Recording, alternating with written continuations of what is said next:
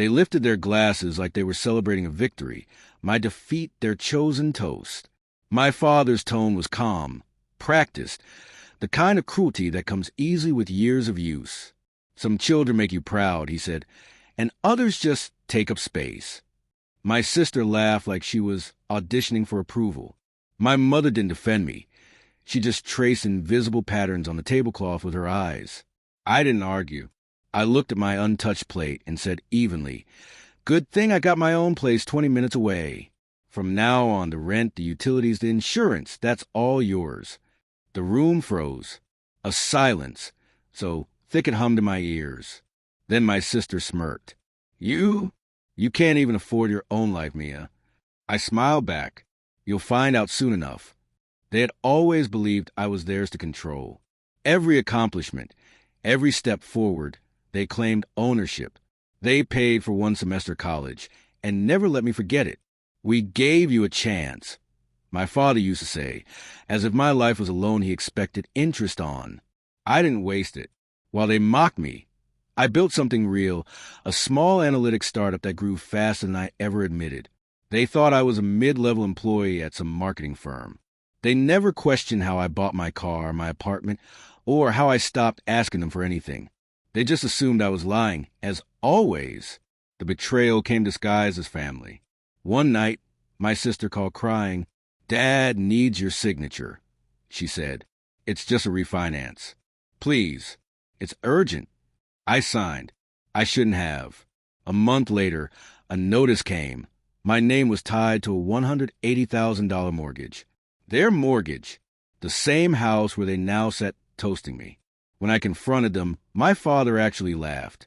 "Family helps family, Mia. That's how it works." My mother nodded softly. "We just assumed you'd understand." Understand? They'd stolen my credit, my future. And when I hesitated, they painted me as ungrateful. My sister said, "We fed you." Fed me? No. They fed me guilt and control, dressed up as love. I didn't explode. I didn't threaten lawsuits. I just smiled and said I needed time. That night, I started planning. Not revenge out of rage, but out of clarity. First, I restructured everything.